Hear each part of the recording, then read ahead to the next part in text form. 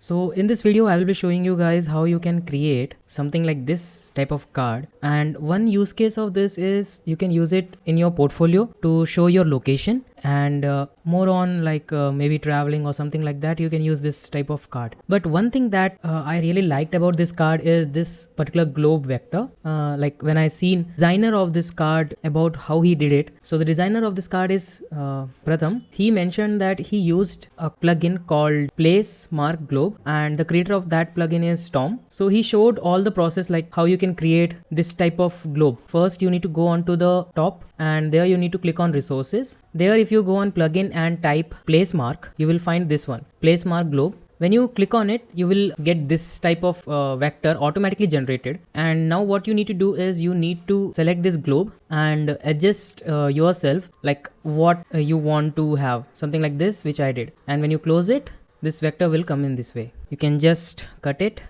and place it wherever you want, and give a color coding as per your requirements. So when I did it, I gave this color, and this color is also inspired from one of other designers' work. And you can see that how he used that globe thing in his own context, like he was doing some project, and in that he used this type of graphs to show the globe. So that's it for this video. I will see you in the next one. I hope you have learned something, and bye bye.